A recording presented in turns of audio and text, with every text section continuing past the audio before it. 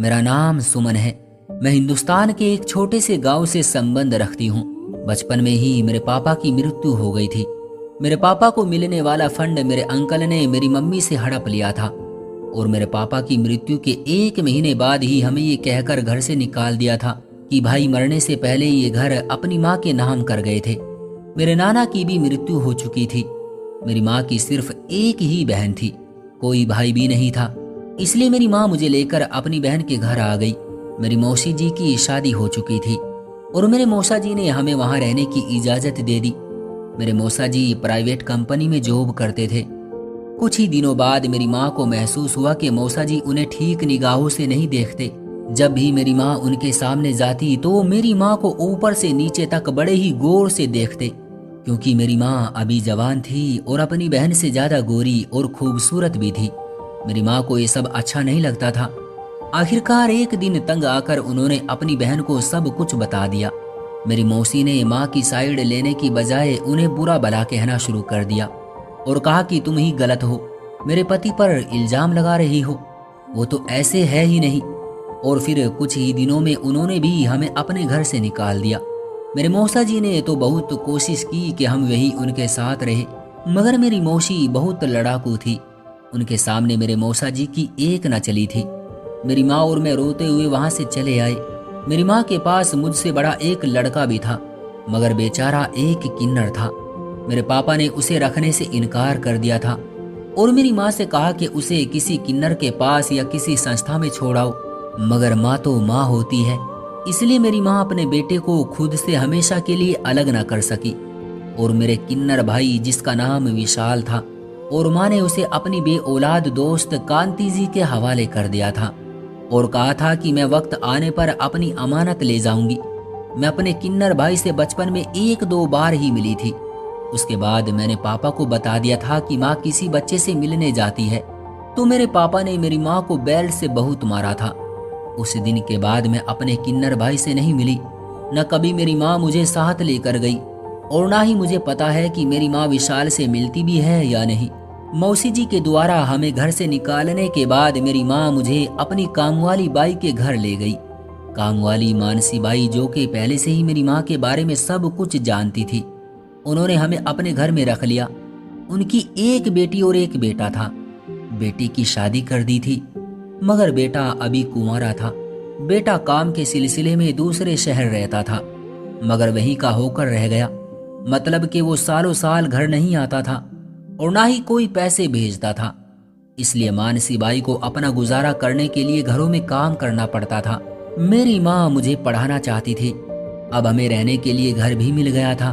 बस मेरी पढ़ाई और घर के खर्चे के लिए मेरी माँ अब मानसी बाई के साथ काम पर जाने लगी। वक्त यूं ही गुजरने लगा। मैं जवानी की तरफ बढ़ती गई और मेरी माँ की उम्र ढलने लगी।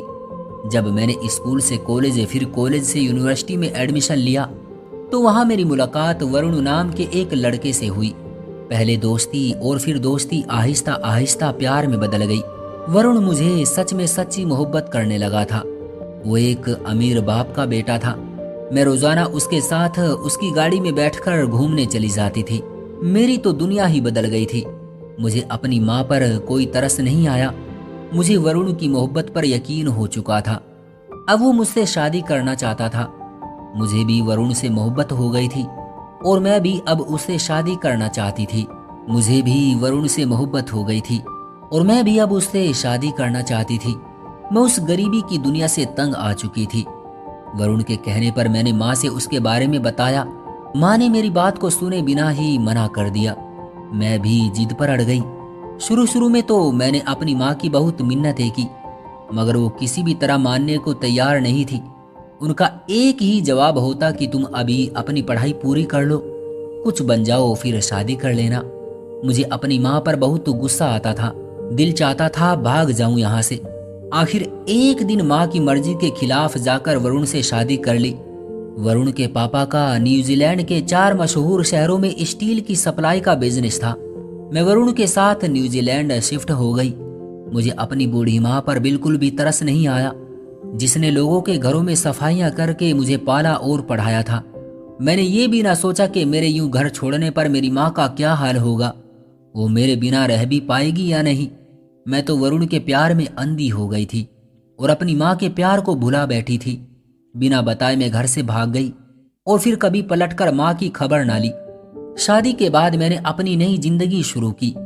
वक्त गुजरता गया, यहाँ तक कि मेरे 2 बच्चे भी जवान हो चुके थे। एक दिन न्यूजीलैंड के एक मशहूर पार्क में मुझे मेरी पुरानी जानने वाली अचानक से मिल गई, जिनका नाम दीपिका था।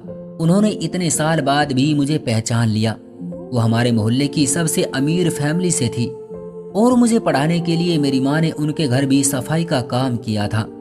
दीपिका से मिलने से पहले आज तक भी मैं अपने फैसले पर कभी न पछताई थी, मगर दीपिका से मिलने के बाद न सिर्फ मुझे पछतावा हुआ था बल्कि अब मुझे एहसास भी हो रहा था।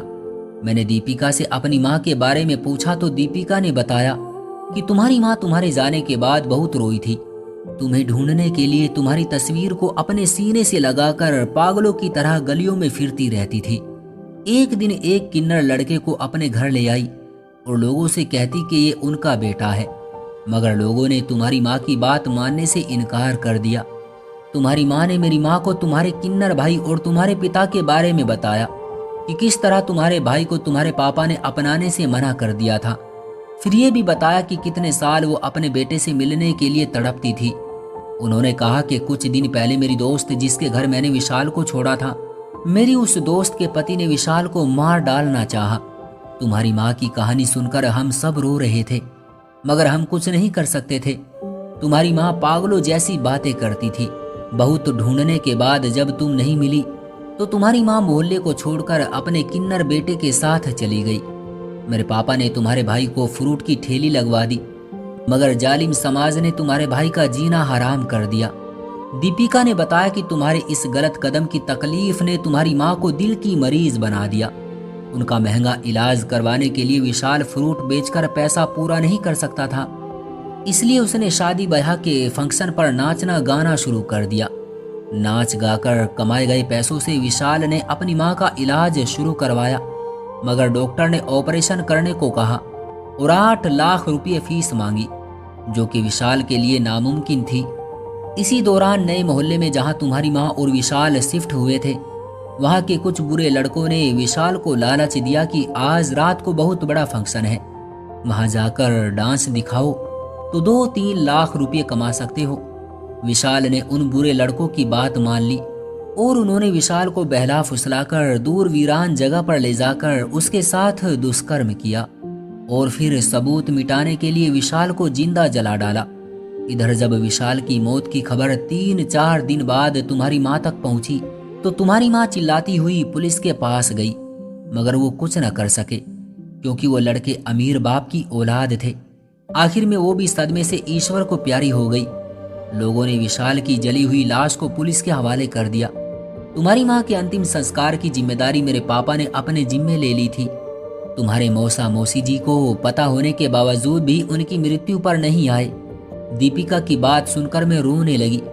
मैंने सहारे के लिए दीपिका के कांधे पर सर रखना चाहा तो दीपिका ने मेरा सर झटक दिया।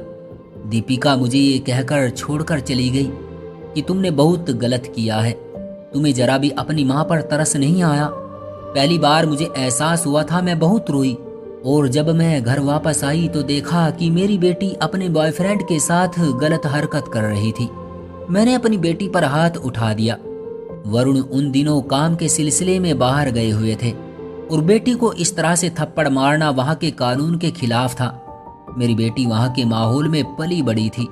इसे मुझ पर बहुत गुस्सा आया और उसने अपने बॉयफ्रेंड के साथ मिलकर पुलिस बुला ली, मुझे गिरफ्तार करवा दिया।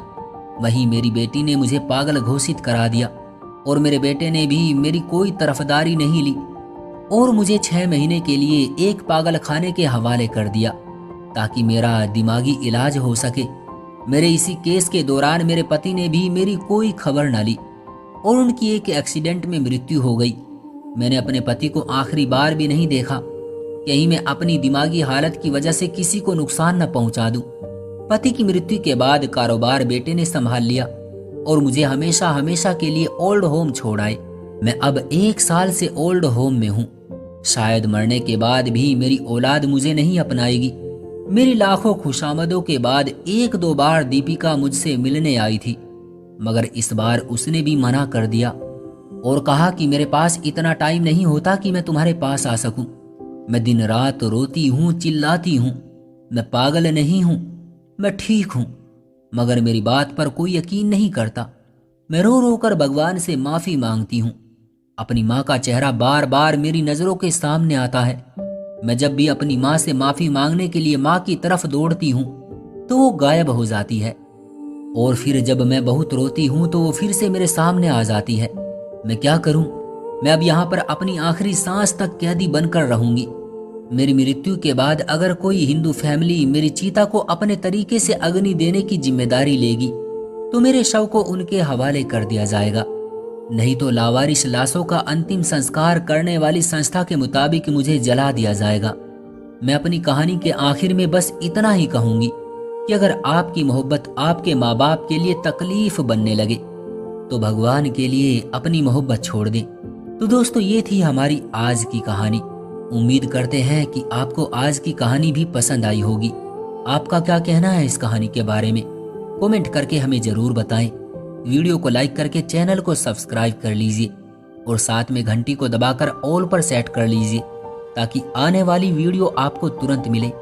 मुझे दीजिए अगली वीडियो तक इजाजत। तब तक के लिए धन्यवाद।